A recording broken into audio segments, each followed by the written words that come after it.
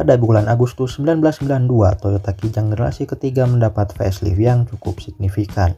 Di video kali ini kami akan bahas Toyota Kijang generasi ketiga sejak facelift tahun 92 ini sampai akhir generasi ketiga ini pada akhir tahun 1996. Sedangkan Kijang generasi ketiga yang keluaran awal yaitu tahun 86 sampai 92 sudah kami bahas pada episode sebelumnya. Silahkan pencet tulisan di pojok kanan atas jika Anda ingin tahu juga. Kijang yang facelift tahun 92 ini mengalami penyempurnaan pada proses produksinya. Digunakan mesin pres raksasa dengan kekuatan 1.500 ton yang konon terbesar di Indonesia pada saat itu. Mesin tersebut mampu mencetak komponen bodi dengan bentuk yang lebih halus dan langsung menciptakan panel-panel dengan ukuran besar. Tidak seperti Kijang yang sebelum facelift yang bodinya dirakit dari komponen-komponen kecil. Sehingga pada Kijang yang facelift ini bodi minibusnya dirakit dari 8 komponen saja. Tidak seperti sebelumnya yang ada 30 komponen. Hal ini meminimalisir proses pengelasan yang harus dilakukan oleh karoseri. Sehingga Kijang yang facelift ini perakitannya tidak pakai dempul lagi dan lebih tahan karat. Dan untuk pertama kalinya ATPM menggaransi bodi Kijang ini sampai 2 tahun atau 50.000 km. Desain bodinya ada beberapa perubahan. Yang paling signifikan adalah di bagian depan. Grill menjadi garis-garis horizontal dengan logo Toyota yang triple ellipse yang masih dipakai sampai sekarang. Lampu sen di pojok sekarang ukurannya tinggal secuil karena wilayahnya dikudeta oleh lampu senja. Ya, sekarang lampu senjanya membesar, hampir menguasai keseluruhan wilayah yang pada versi sebelum facelift adalah lampu sen. Headlamp masih kaca namun agak membesar dan sudah bukan tipe seal beam lagi. Kemudian bumpernya juga membesar dan ada lampu sennya untuk membantu menambah cahaya lampu sen ke arah depan. Karena lampu sen yang di pojok itu sekarang tinggal secuil.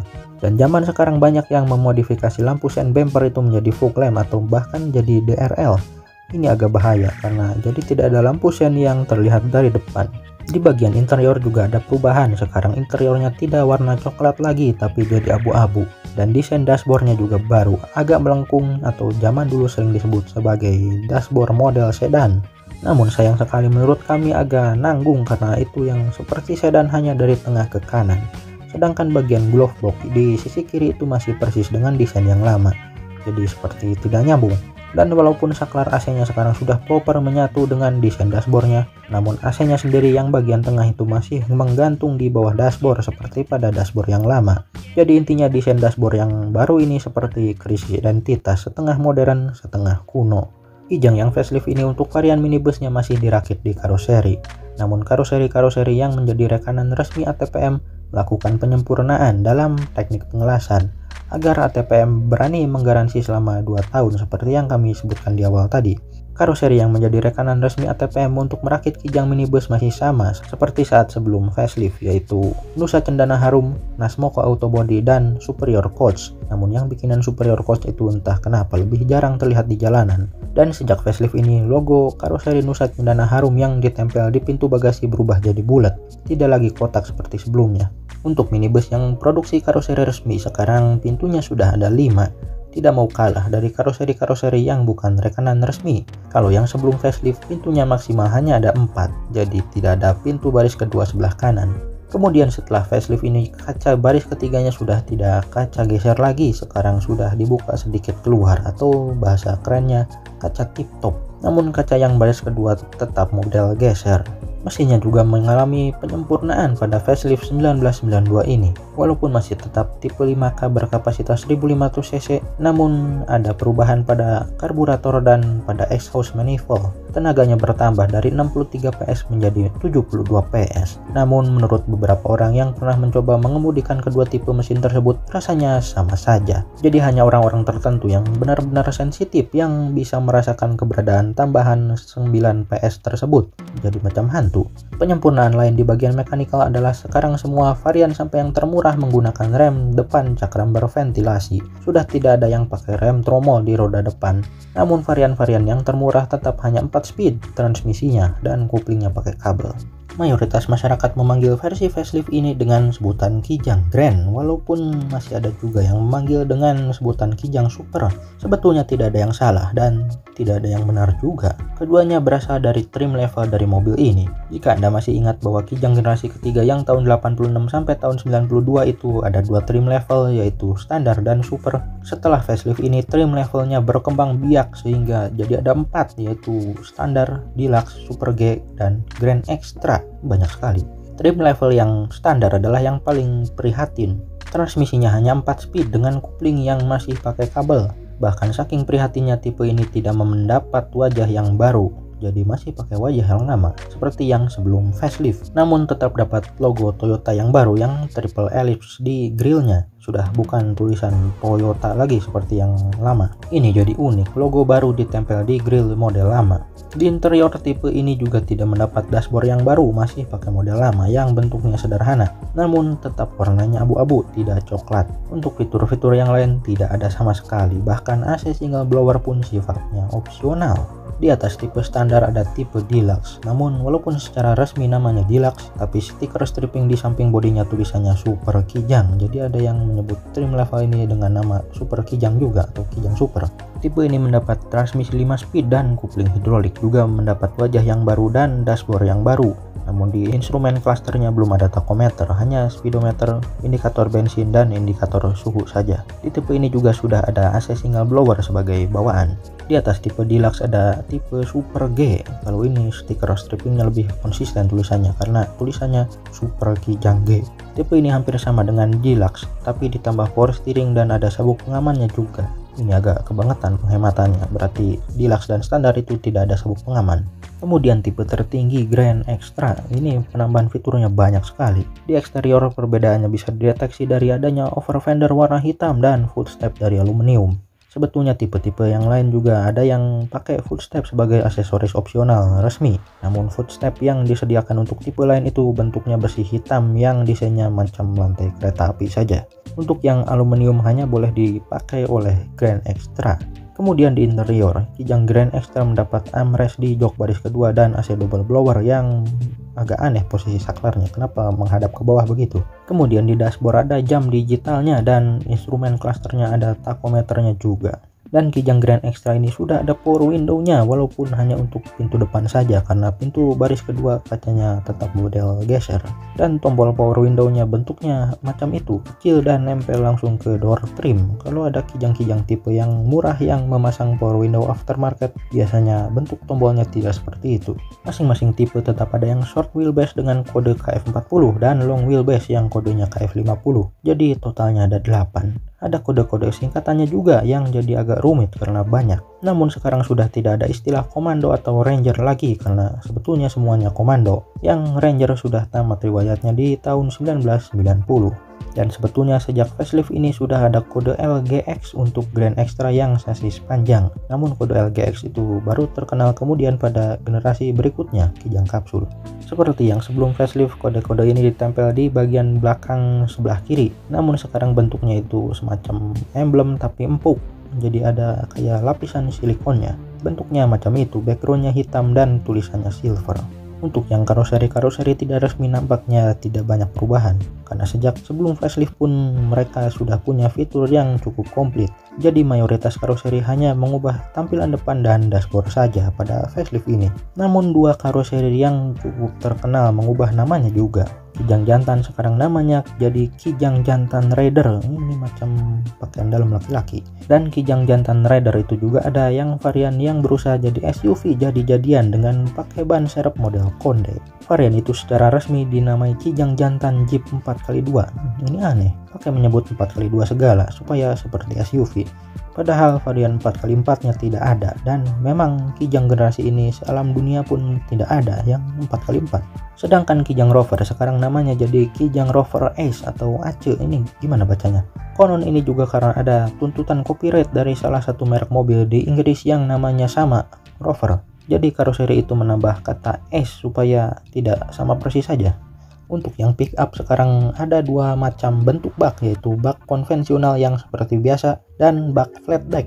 Untuk yang bak model biasa itu ada dua pilihan lagi, yaitu long standar dan short deluxe. Untuk yang long standar itu fiturnya sama seperti minibus yang standar, termasuk transmisinya hanya 4 speed dan wajah depannya masih pakai yang model lama.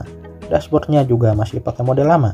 Untuk yang short deluxe itu juga sama persis dengan minibus yang deluxe. Jadi jika Anda ingin daya muat yang lebih banyak, Anda harus mengorbankan penampilan. Apabila Anda ingin penampilan yang lebih modern dan transmisi 5 speed, Anda harus mengorbankan kapasitas bak. Pilihan yang sulit.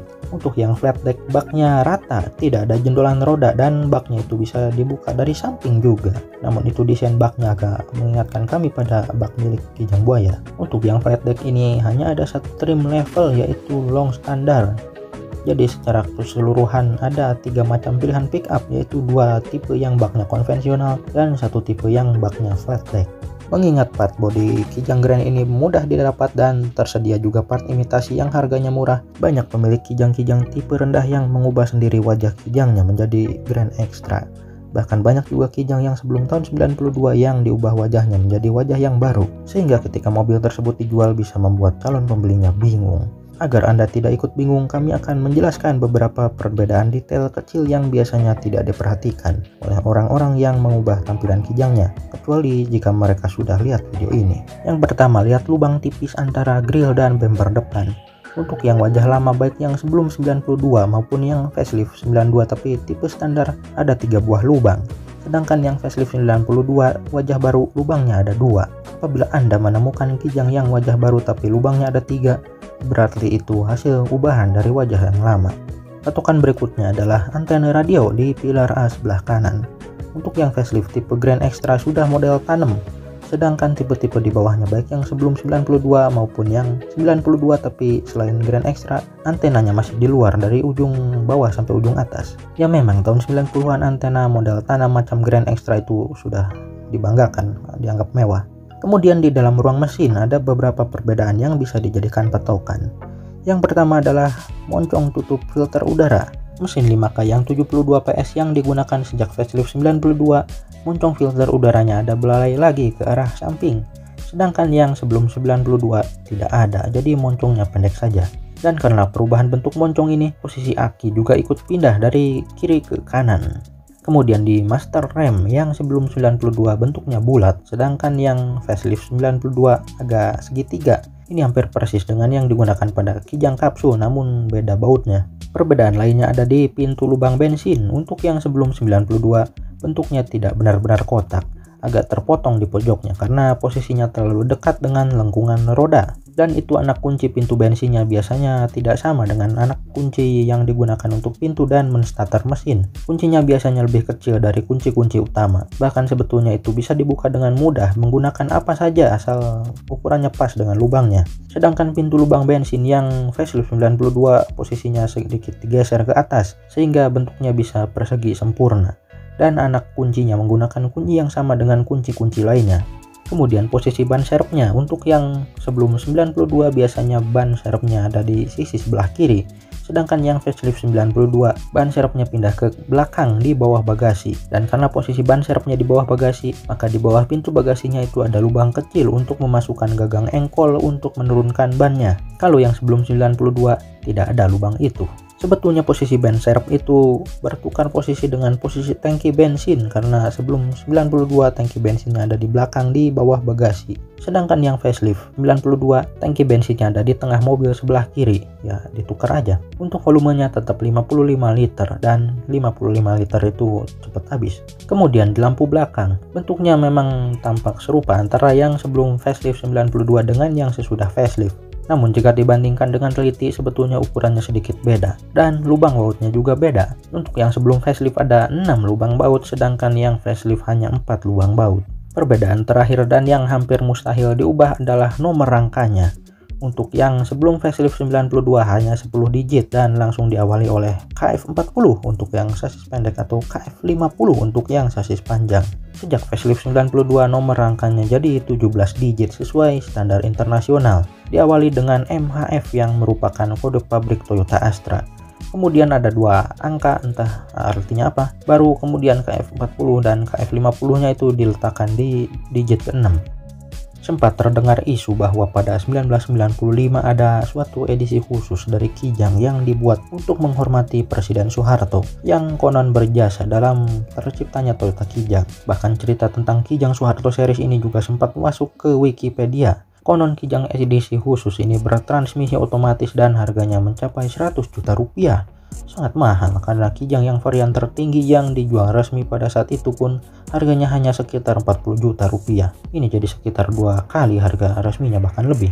Namun info-info yang beredar mengenai Kijang Soeharto series itu hanya berupa tulisan-tulisan saja. Foto-foto detail seperti apa wujud Kijang Soeharto series itu sama sekali tidak ada. Baru sekarang-sekarang ini mulai terkuak fakta yang sebenarnya setelah beberapa media mewawancarai orang dalam Astra. Dan kebetulan kami pribadi juga sempat penasaran dan sedikit ngobrol-ngobrol dengan beberapa orang yang lebih ahli dalam sejarah otomotif. Kesimpulannya sama, Kijang Soeharto series itu tidak pernah ada. Ya memang Presiden Soeharto itu berjasa dalam terciptanya Kijang, karena jika tidak ada aturan mengenai KBNS mungkin Kijang generasi pertama itu tidak akan diciptakan. Namun ATPM tidak pernah menciptakan edisi khusus Toyota Kijang untuk menghormati Presiden Soeharto. Ini hanya suatu informasi yang keliru.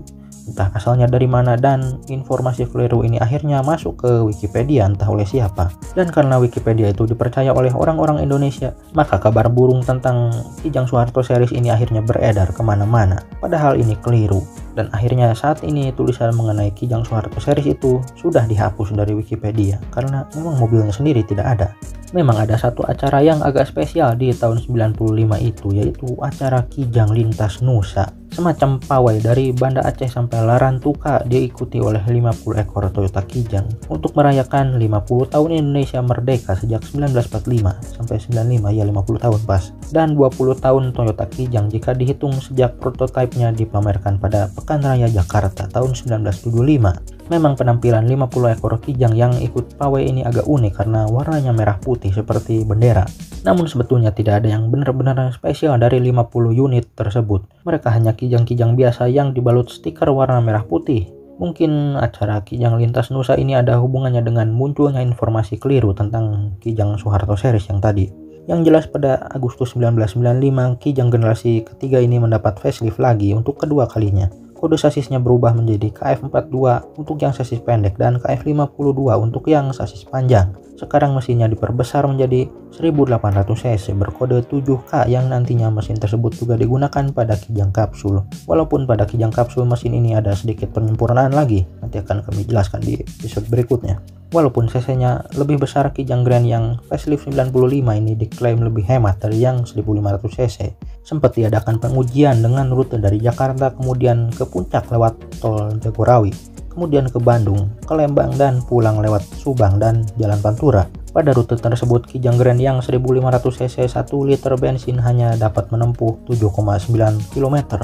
Sedangkan pada Kijang Grand yang 1800 cc yang mesin baru, 1 liter bensin dapat menempuh 8,8 km, ya lumayan juga selisihnya. Juga Kijang yang bermesin lebih besar ini lebih bertenaga sehingga dapat menghadapi tanjakan-tanjakan di rute tersebut dengan gigi 3 bahkan kadang-kadang 4.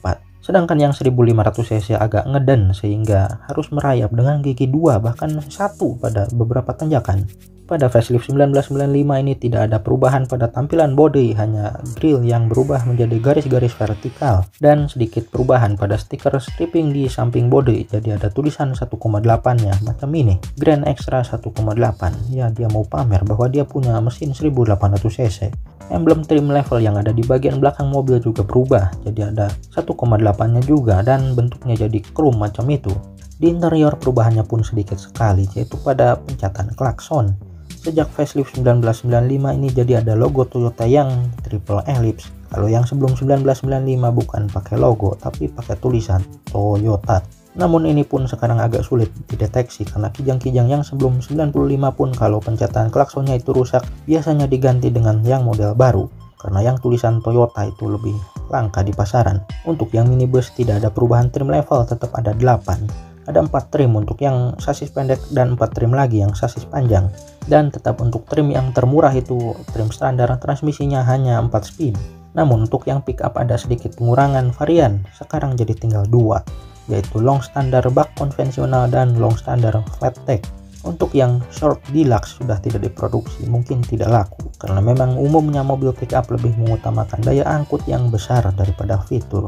Kijang generasi ketiga yang 1800 cc ini diproduksi hingga akhir tahun 96 sebelum akhirnya digantikan oleh generasi keempat yang sering disebut Kijang kapsul. Untuk Kijang kapsul akan kami bahas pada video episode berikutnya. Sebagai penutup dari episode Kijang Grand ini, kami tampilkan spesifikasi teknisnya pada layar Anda.